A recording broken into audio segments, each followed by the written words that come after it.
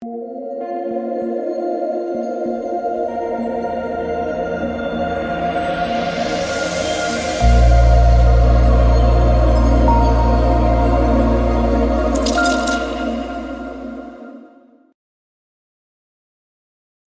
what is going on, guys? DK. Back at you with another video here to break down the 9-game NBA main slate on Monday. I hope everyone had a great Sunday, enjoyed the Super Bowl. It was a great game, and I'm very happy for Matthew Stafford as a Lions fan to get that W for the LA Rams.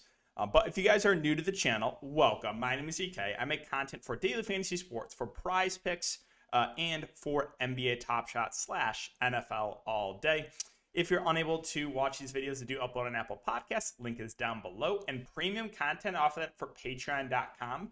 More info down below. NBA package that is included. It includes esports for free this month. So you sign up for any package this month, you get esports for free. We've been doing well in CSGO and in Call of Duty.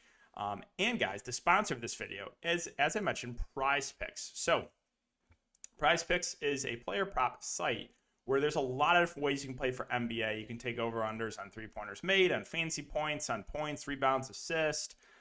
You can mix and match sports, too. They basically have every sport you can think of, esports, NFL, NHL, PGA, college sports. And how it works is you pick 2 to 5 of these player props, and you can win up to 10x your money.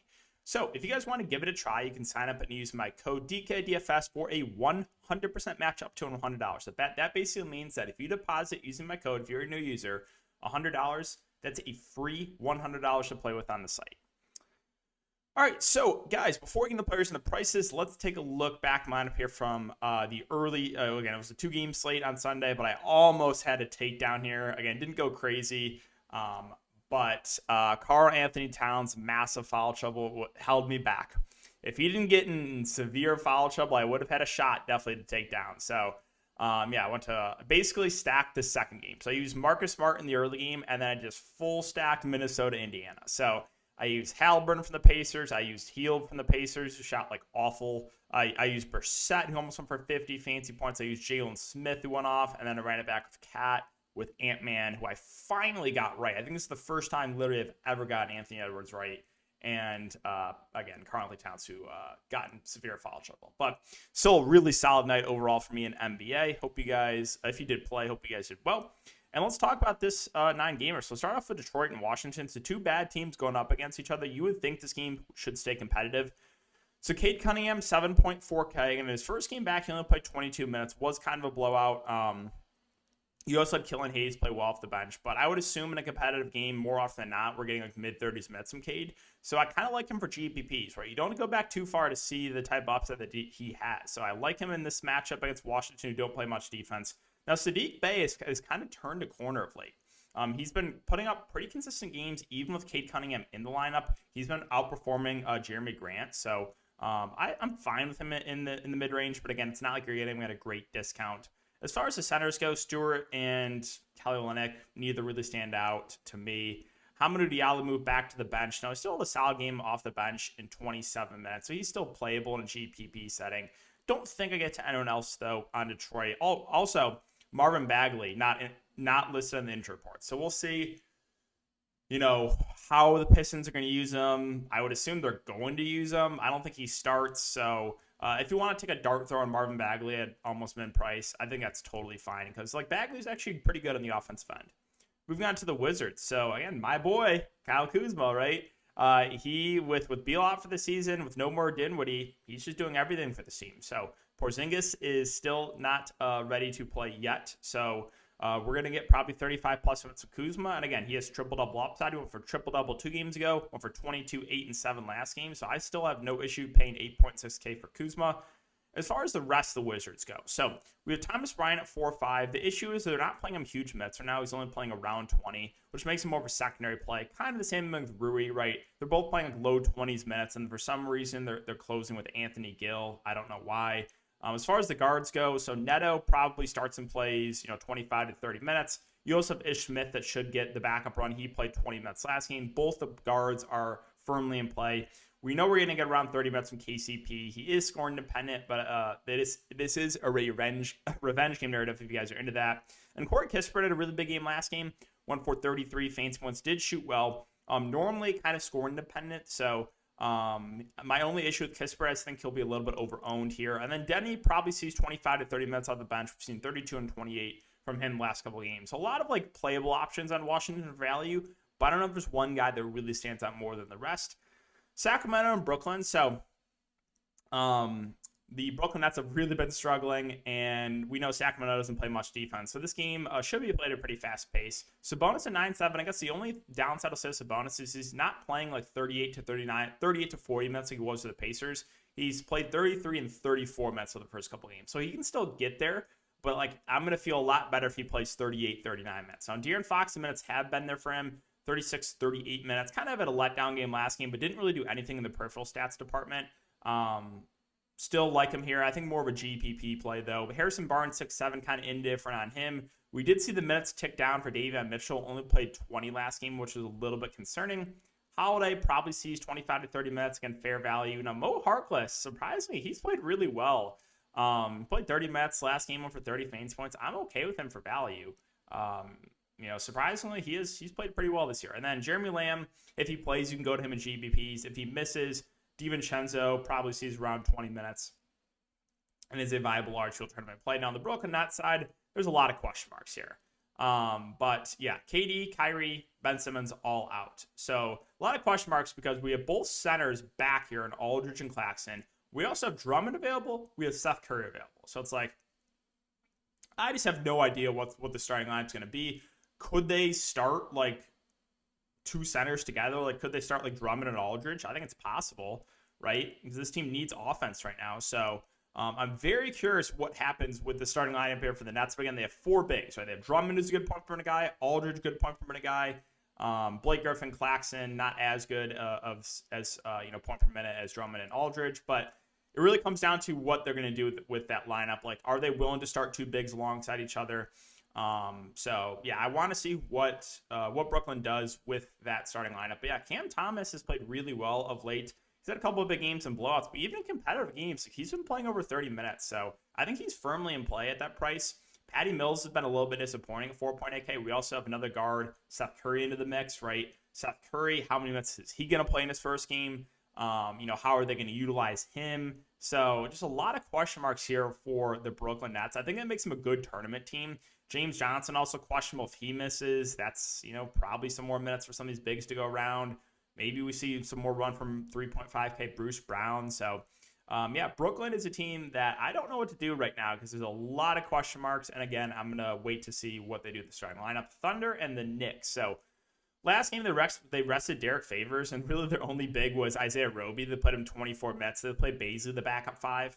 But we do have Favors back in this one. Josh Giddey at 7.5, so it looks like he's off that limit of 30 minutes like he was for the last couple of games. For some reason, he was on a minutes limit. I don't know why. But I think he's definitely viable in a GPP setting. Again, I don't love the matchup here, though, against the Knicks. Baisley's been getting some backup five run, but now we do have Favors and Roby both playing, so do we get any backup five run for Baisley? That's the question. If we do, I think you can pay this price point for him. If he's strictly just going to play the 4, don't like him as much. Lou Dort, 6'2", has flashed some upside. I'm fine with him in GPPs. Kenrich and Pokusevski have had some decent games off the bench. We know Kenrich is a guy that can kind of stuff the stat sheet. Pokusevski's played pretty well of late, right? He did only play 15 minutes last game, but, when the minutes have been there for him, he kind of upset as well. So, a lot of guys I think are in play here for GPPs on the Thunder. On the Knicks side, so we have RJ Barrett out, we have Rose out. And for like the 100th straight game, Mitchell Robinson and Nerlens Noel are questionable. I swear, these guys are questionable every single day. But we'll start with Julius Randle, who over the last week and a half has really gotten to the form of like he was last year. He's just playing massive minutes and doing everything for this team. Like 28, 16, and 6 last game. 28, 16, and 7 the game before. Almost an identical stat line. Can we actually talk about this? Like 3 straight games, 28 points. 2 straight games with 16 rebounds. He's almost getting the same stat line like every single game. 16 rebounds here. So, I think Julius Randle's a perfectly fine spend up. Great matchup, too, against the Thunder. Now, as far as these secondary options go, so we have Robinson and Noel both questionable. If they both can't go, I think Taj Gibson starts the 5 and probably plays 25 to 30 minutes. Would become a pretty good value play. And again, only 3-1. But the likes of like Fournier, he's been playing some pretty big minutes. I think he's a fine GPP play. The only downside is he's scoring dependent. The minutes in Burks and Kemba haven't been great. 25 and 21 minutes of Burks over the last couple games. Kemba hasn't really been playing huge minutes either. He's played 22 and 26, but I think they're both, again, in play for GPPs. Reddish is questionable. He still hasn't been playing big minutes. The minutes have been basically down to close to zero on Emmanuel quickly, which is very concerning. But the one guy that has been getting a lot of run over the last couple games is Quentin Grimes. Now, 31 and 37 minutes for him over the last couple games. So if we are, in fact, going to get 30-plus minutes from Quentin Grimes, the flat man price, I think you got to have some consideration. Now, he's a rookie. He's been up and down. It's like the floor is still low, but I do think he has a good amount or a good chance of success if they're going to continue to play him 30-plus minutes. Now, the Spurs and the Bulls, this is another game that there should be very little defense played. DeJounte Murray is now priced at $11,000, but that's where he should be priced, right? And I think he can still have upside even at this price point. Because, again, the Bulls are a team that are struggling on the defense end. So I think DeJounte Murray is definitely in play, even at $11K. The likes of like Pirtle, Keldon Johnson, Vassell don't really stand out, but they're fine secondary options for me. The value, I mean, we did see like Lonnie Walker 2 games ago played 13 minutes. Last game played 30. So it's like if he plays 30 minutes, I like him. 13, not so much. But we do have Josh Richardson available as well, so he might see this, see minutes in this rotation. So I'm not sure if I'm going to take a shot at any of these secondary Spurs.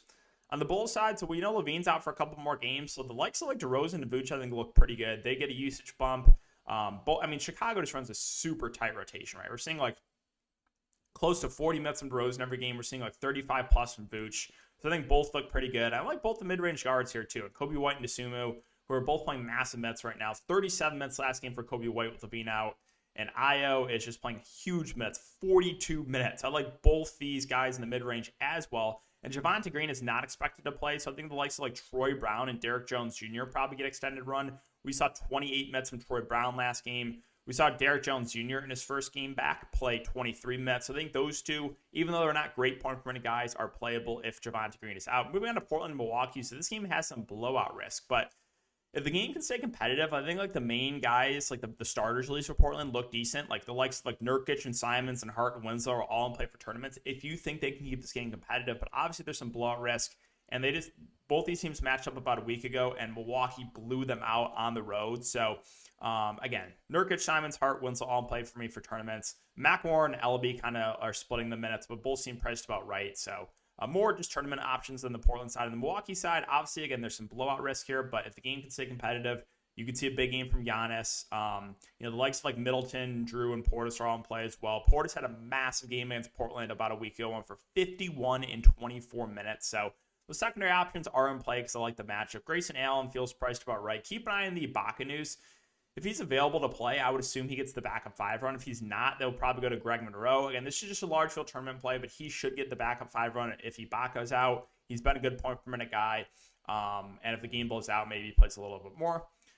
Toronto and New Orleans, so they're just running a very tight rotation. Nothing has really changed here. Siakam, Van Fleet going to play huge minutes. Siakam's played very, very well. Fred Van Fleet has as well. Again, they're going to play close to 40 minutes, both those guys. Barnes, Trent, OG, more secondary plays. They did not play Thad Young last game, which I thought was a little bit surprising. And then you're seeing like some run for Boucher, Achua, and even Khem Birch, but not enough for me to consider those guys. On the Pelicans side, it's a tougher matchup here. Brandon Ingram over the last couple games with CJ there has kind of taken a back seat to McCollum. It's been McCollum that has had the upside one for 57 last game, but that feels kind of like an outlier. Jonas Valanciunas has been hovering in like mid-30s fantasy points almost every single game, so he's been consistent, but we haven't really seen the upside from him. It is a revenge game if you're into that. But yeah, not a ton that stands out for me on the Pelicans side. Let's move on to Orlando and Denver. So obviously, anytime Orlando's in the slate, you got to factor in there's a chance they get blown out like Detroit. But in a competitive game, you should see they're probably going to run an 8-man rotation. You should see big minutes for the likes of Cole and Carter Jr., I think are both, again, solid tournament plays. Jalen Suggs in a blowout last game had a really big game and only 26 minutes, went for 45 fantasy points. Bamba's minutes are all over the place. He's always viable for tournaments. If you think the game blows out, I think you can look to a guy like Chuma Okeke, who probably gets a little bit more run. He's been pretty solid over the last 4 games. And then like Ross, Gary Harris are playable. Like you can always take a shot on Terrence Ross in a tournament setting, who should see around 20 minutes. But very, very scoring dependent. On the Denver side, so Nikola Jokic, if you think the Magic can keep the game competitive, I think he makes for a pretty good play. Great matchup here. Barton, Gordon, more secondary plays. Keep an eye on Monte Morris. If he is out, you should see the point guard minutes split between Bones and Campazzo, who both make for decent values. But again, they're only playing like 24 minutes each. Don't know if I get to anyone else. I guess if there's no Najee, you can consider Boogie Cousins, who will play the backup 5. We know he's a good point per minute guy. Houston and Utah, there's obviously some blowout risk in this one. We don't know the status of Gobert on the opposite side, but Christian Wood, if Rudy Gobert does not play, I actually kind of like Christian Wood because he'll be matched up against like Azubuike and Whiteside. So keep an eye on that Gobert news. It's going to be pretty big for Wood. Kevin Porter Jr. has been phenomenal over the last couple games. We know he does have upside. And Utah has not been the same defensive teams as this year as they have been in years past. So I think both Wood and Kevin Porter Jr. are good tournament plays. Jayshawn Tate played massive minutes last game, kind of out of nowhere, played 40 minutes, but we do have Eric Gordon back. We don't know for sure if Dennis Schroeder is going to play, but that could definitely muck up the rotation. So I don't know if I get to the value here for Houston. Like Schroeder would be a guy that if he plays and like starts, then I like Dennis Schroeder. But like I don't know what his role is going to be in this team. We don't know if he's going to start. So like keep an eye on Schroeder news, see if he's even available. On the Utah side, so like I said, Gobert news is pretty big. If Gobert plays, you can always get to him. If he misses, though, Whiteside and Azubuike split the center minutes, and Whiteside has really had a couple big games over the last 2. But Azubuike would still be in play for value, too. He's playing around 20 minutes. So, yeah, both those centers will be in play if there's no Gobert.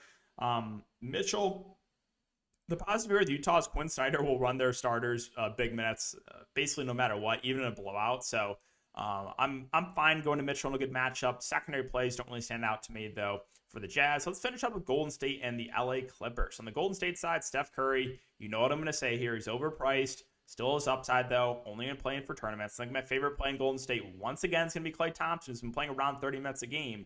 If he continues to play like low 30s minutes, around 30 minutes, he should be priced at like 7.5K. So I think Klay is still a little bit too cheap. Wiggins feels priced about right. Poole at 5.5 feels priced about right. Now, we saw Kuminga start last game, played 25 minutes. If he starts again, I think you can get to him for value, but he's one guy that's like his minutes would not be secure in the Golden State starting lineup. Kevon Looney should see mid-20s minutes, just a fair value. Now, we did see Otto Porter's minutes bump up last game. He had been playing about 15 minutes. Last game, he played 24, so that's good to see for Otto Porter. So I think he's like a viable contrarian value play. But finally, the LA Clippers, which is really weird. So this team went from like a 2-week stretch where they're just playing 11 guys to the last game. They basically played like 5 guys the entire, like they just ran such a tight rotation. So Norman Powell is out for this one. He's, I think, going to be out for a little bit. So that's going to open up a lot more minutes for these Clippers guys. We'll start with Reggie Jackson, who played 40 minutes. So like, I don't think we get 40 minutes again from Reggie, but if he plays over 30 minutes, I think he's a good GBP play. Same with Marcus Morris, right? These two are probably going to lead the offense. He saw 37 minutes last game. So both Reggie and Marcus Morris, I think, are firmly in play. Now, Covington, surprisingly, kind of been out of this rotation. 10, 12 minutes only, even with Norman Powell out that last game. So that is not good for Covington. No real interest there. Now, they started Terrence Mann, and he has kind of flipped a switch of late. He's played really well. So assuming Terrence Mann continues to start, I think he's a good value play if we're going to get over 30 minutes from him. Ivica Zubac also had a massive game last game, played 33 minutes too. And we know Zubac is not a bad point per minute guy. I don't know if we see 33 minutes again, but if we get close to that, I think he makes for a pretty solid value. Amir Coffey played big minutes as well. 3A, he played 30 minutes. Again, he has kind of taken a little bit of a backseat, though, of late.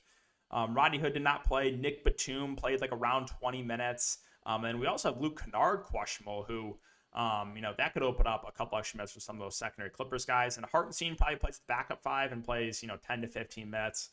Not super interesting other than in a large field tournament. But I think the main guys like Reggie Morris, Mann, Zubac, all look pretty solid here. They're going to run a similar rotation to the rotation they ran last game. So, yeah, guys, that will wrap it up for the video today. If you have been enjoying the YouTube content, just make sure to hit that like button, subscribe, hit the notification bell. Really appreciate all you guys' support in all these videos.